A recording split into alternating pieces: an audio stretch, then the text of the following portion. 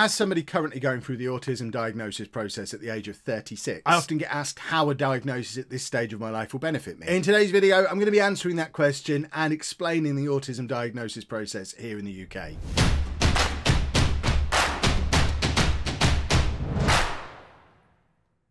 Hello folks, I'm Kevin Chapman and I'm a daily family vlogger. Chances are if you've seen one of my videos before, it was probably about my teenage son Andy, who's on the autism spectrum. I'm currently also going through the autism diagnosis process, and for this year's World Autism Awareness Week, I've created a playlist of videos answering the questions we're asked most often as an autism family. So make sure you hit that subscribe button, turn your notifications on, like the page if you're watching over on Facebook, so you don't miss out on any of the other videos in this playlist or our ongoing daily family vlog. Today we're going to be looking at the autism diagnosis process both for children and adults here in the UK. For both children and adults, the autism diagnosis process is a long process, involving a detailed assessment by either a specialist autism team or a healthcare professional specialising in diagnosing autism, depending on what's available in your area. There are online autism tests. In fact, I took one here on this channel at the start of my own diagnosis process, but they tend not to be recognised by your local council, although they can be helpful in convincing your GP that you should be referred to a specialist. This means that although it is possible to self-diagnose yourself as autistic, to receive the support you need for education and social care needs, you do need to go down the formal diagnosis route. Regardless of what age group you're in, your first step is to go and see your GP to discuss why you feel that either you or your child might be on the autism spectrum. It's really important to prepare for this meeting and be ready to make a case for why you feel like you should be referred, because some GPs are just really reluctant to do so. And if you don't get referred on your first attempt, don't be afraid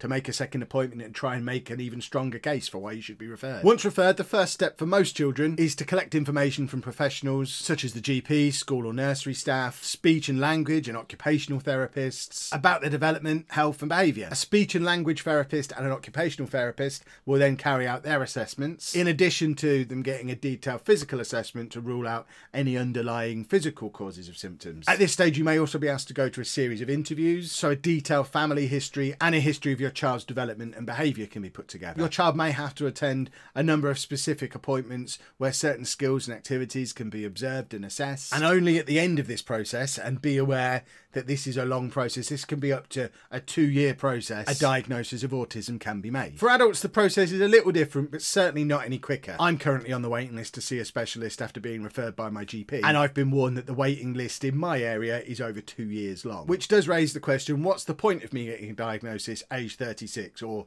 age 38 by the time I get through to seeing a specialist? I've made it this far in life without a diagnosis after all. So what are the benefits of getting an autism diagnosis as an adult? Contrary to popular belief, it's not a desire to get a label. In fact, the reluctance to end up with a label does sometimes put people off starting the diagnosis process to begin with, even if they might really benefit from a diagnosis. For some adults, getting a diagnosis is important in deciding what support they need, or to help them get access to autism-specific services or to claim benefits. For me, it's just about helping my friends and family and me to understand why I might think, act, behave a little differently. For more information on this topic, I've linked to a couple of videos I've made previously about my autism diagnosis process. And I have a video in the works with Sheepdog from Sheepdog Says, where we're going to be talking about the diagnosis process he's currently going through with his son. So make sure you subscribe to the channel, turn notifications on so you don't miss out on those upcoming videos. And yes, adverts are running on this video, but before anybody accuses me of trying to cash in on autism awareness, at the end of April, I'm going to be donating every penny made on this playlist of videos to the National Autistic Society. So you're safe to share this video around to anyone that you think might benefit from it, knowing that by doing so, you're also raising money for a good cause. I've also included a link to their donation page down in the description, so if you're willing and able to, you can make a donation to the National Autistic Society yourself. Thanks for watching this video. I hope you found it useful, but don't stop there. Click the top link for the rest of our World Autism Awareness Week playlist, and click the bottom link for our latest daily family vlog. You can also click the Chapman Family logo over on this side to subscribe to the channel to make sure you don't miss out on any of our upcoming videos.